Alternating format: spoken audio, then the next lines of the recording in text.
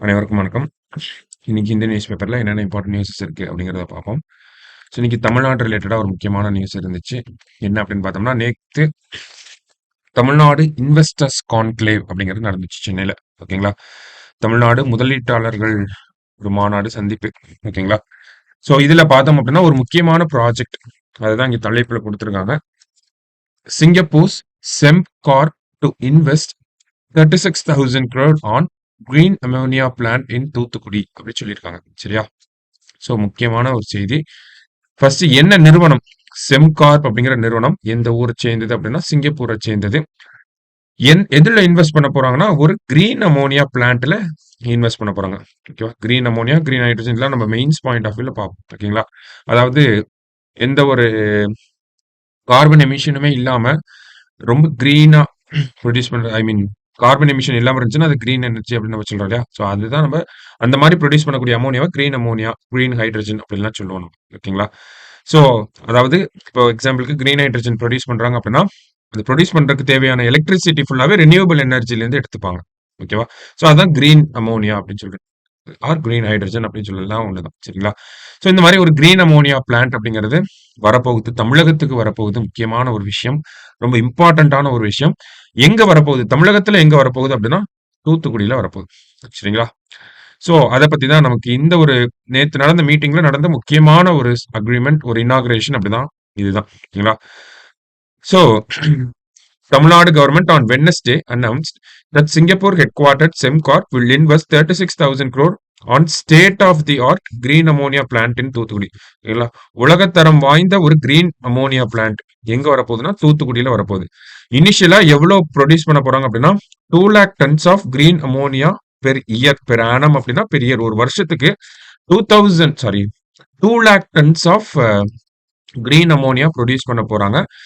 அது எதுக்காக அப்படின்னு பார்த்தோம்னா இங்கிருந்து ஜப்பானுக்கு எக்ஸ்போர்ட்டும் பண்ண போறோம். சரிங்களா? 2 lakh tons of green ammonia produce பண்ணி இங்கிருந்து ஜப்பானுக்கு அதை எக்ஸ்போர்ட் பண்ண போறோம். சரிங்களா?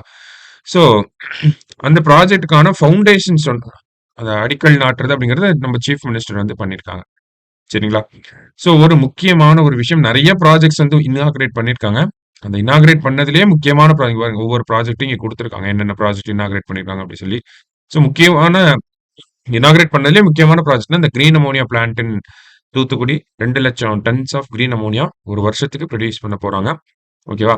அண்ட் தென் பார்த்தோம்னா Tamil Nadu will be the first state in India to roll out commercial production of large scale green hydrogen molecules.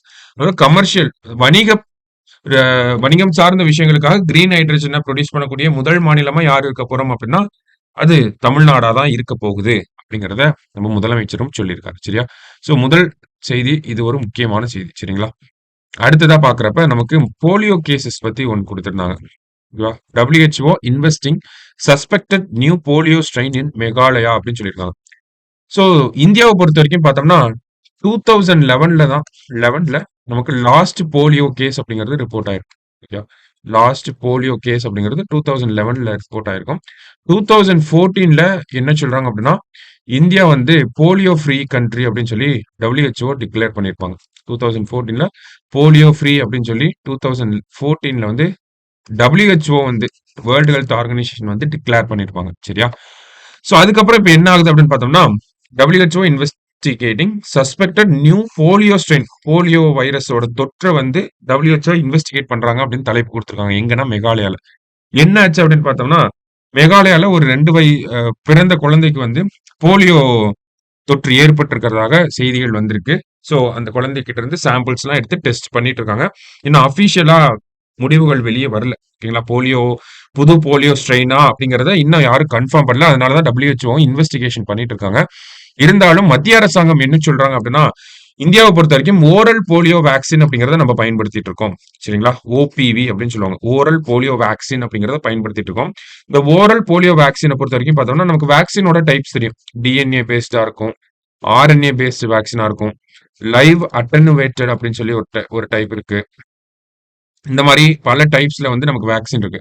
இதுல இந்த ஓரல் போலியோ வேக்சின் பார்த்தோம்னா லைவ் அட்டனுவேட்டட், அதாவது இந்த ஓரல் போலியோ வேக்சின்ல போலியோ வைரஸோட ஒரு வீக்கான ஃபார்ம் வந்து உள்ள இருக்கும். ஓகேங்களா? Weakened form of polio virus வந்து இருக்கும்.